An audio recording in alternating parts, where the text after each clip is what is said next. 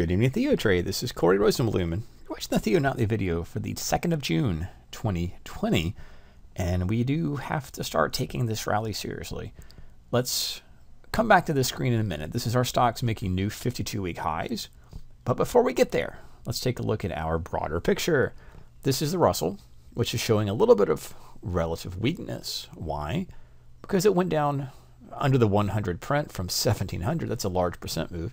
And it's now under the 200-day simple, which is a reference point, and it's about at the halfway point of the recovery or the rally. In the Dow futures, it's a little similar to the Russell, still under that 200-day simple moving average. And for reference, if you're new to that type of indicator, all it is almost an annual average of where the price has been. It tends to be a magnet or target to play for, or at least touch, on the way down. Think of like a last week's video or rubber band snapback or breakout, that type of logic. Think of it like a rubber band. When the market gets pulled too far away from it, it tends to snap back to it. And that can be a buy opportunity once it goes back away. You essentially pull the rubber band back. And again, same thing. Once it gets too overextended from it, it snaps on back but goes on through. And so that's where we are right now, essentially being snapped back or pulled back from the other side from beneath. And the Dow, that's about 26,000. I'll come back to the NASDAQ in a minute. On the S&P futures, 3,000 is the moving average there. Again, we can just sort of see how this worked in the past, rubber band effect. And we are above it on the S&P, which means it is showing relative strength. We are also past about the halfway point. Remember, the Dow and the Russell are a little bit beneath it. So there are disparities, and if you are trading in positions or spreads, the Russell is a little weaker. And of course, financials, we'll come back to that in a second, but financials are weaker as well. What's strong, right? The financials, by the way, are deeply between the 200 simple and of course about the halfway point. Well, what's strong here is the technology sector. This is XLK. It is well above the 200-day simple, and it is just beneath the all-time high. And right now, that focal point is about 100 per share in the XLK. That will translate to the NASDAQ just about making a new all-time or lifetime high. Yes, we need to start taking this rally seriously because it's possibly going to make new highs. And if the NASDAQ leads the market, tech leads the market, now we certainly want to see financials right there with it, and we're not seeing that. There's still bearish evidence. If you are still in bearish positions, still reasons to do that, but don't bury your head in the sand. Markets are all probability. Markets are all outcomes, and they really are supply demand. So despite headlines, despite probability, and despite everything else you can think of, if more buyers push the market up and short sellers start to, like an avalanche, bail out of short sold positions, they buy back to cover at losses, the market can only go up. And that will go up depending on, without respect to our opinion or even the fundamentals or the headline news. So the NASDAQ is just a few hundred points. Let's be precise about that. The high is 97, let's say 50. And right now we're at 9650. Little points here and there, but it's 100 points away from all-time highs. We need to start taking this rally seriously. From the other perspective, I take a look at this watch list or a scan of stocks making new 52-week highs. We bring this up from time to time. And I've been discussing, yes, the probabilities for sell side activity, but we need to have some hedges on. They can be back ratios with Don, and some other financial positions have worked well.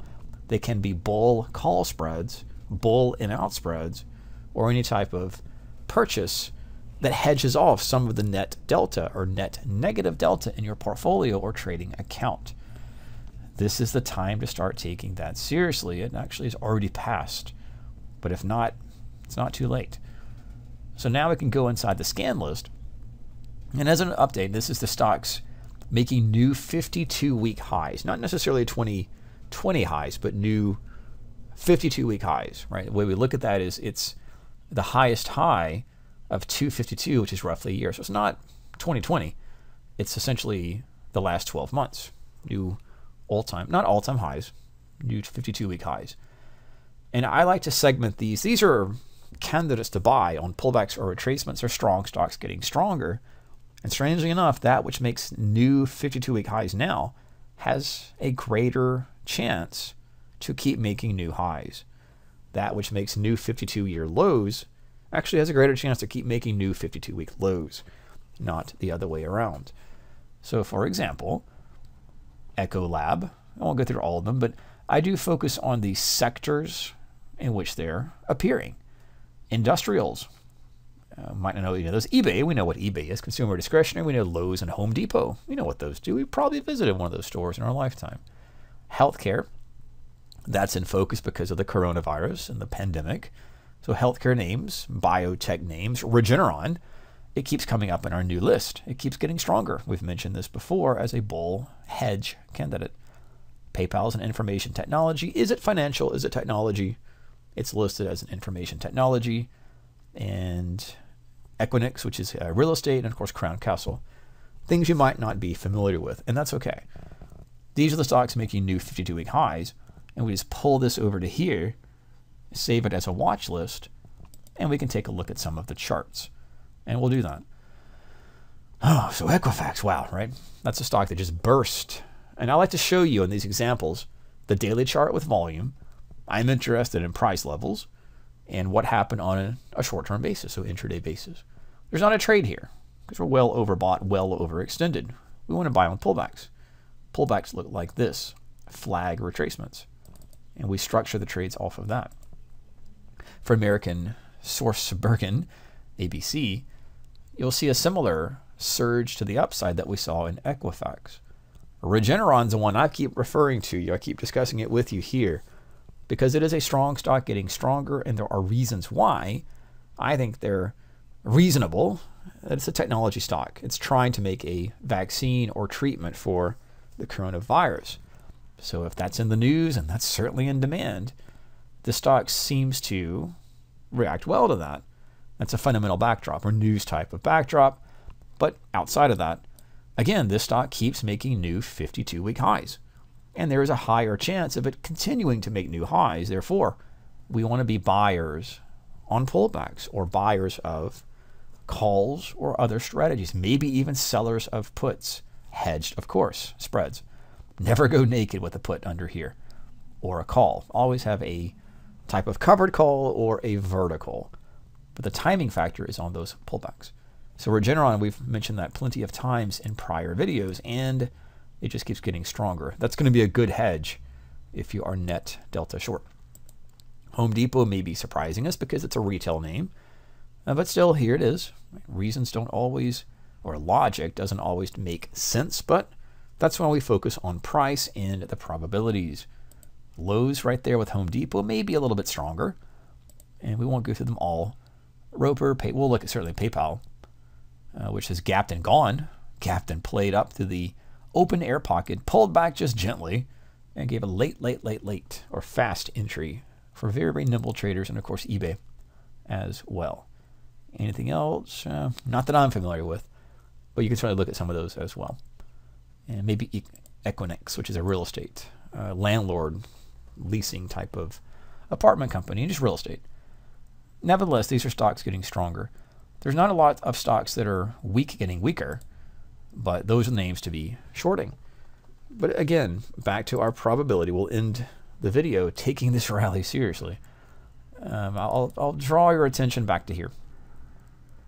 And it's the July, August, September, October 2019 level. Let's go back and pretend like we don't know the future, and that's what's happening right now. So we say the same thing. We see the market up into resistance, strangely enough, about the same level. The 3,000 mark, a little bit above that. Get your put spreads on. Get your bear spreads on. Get long put premium. Get long volatility. Those are correct plays. All of them are correct, and they all paid off. But then the same thing happened with a volume divergence into October, November, December. Now, yes, that was a bullish time of year. End of year tends to be more bullish, but nonetheless, we'll keep this thought in mind. What happened next was the market did not go down. It actually cracked to a new high. And the next day was a higher high, 3 days later, ultimately. And that led to, right, you want to short this and come back down. That's the probability. But that didn't happen. It kept going up. And this is a gap in a trend day. That's a gap in a trend day. A little pullback, gap in a trend day, all the way up. No, I am not saying this is going to happen. But I'm saying this is the possible future that if you don't take this seriously, this is what may happen. And it probably, right, we know markets tend to be irrational longer than we can remain solvent. And of course, the market's out there to cause the most pain to the most people. And I can certainly guarantee you that that pain will be to the bear side or the short side. And this will occur, we don't want to say predictively, but as a rationale, the reason, or an avalanche of those bears doing the right thing, playing the probabilities correctly, and then having to exit the positions at losses. Unfortunate as that may be, this is how markets work. Supply, demand, not logic, and probability, and nothing else. Probability and price, and nothing else. And that nothing else does include headlines. Strangely enough, it may actually include fundamentals. Price, price, price, price, price. And just be careful, this may be the outcome, and not all the way up to 3400, but you could have had that exact same conversation in the NASDAQ, and that's up there at the highs. Don't assume this can't happen. Always be safe. That's what hedges are for. Be careful, and thank you for listening for tonight's video. This is Corey Rosenblum with your Theo Evening Video for June 2nd, 2020.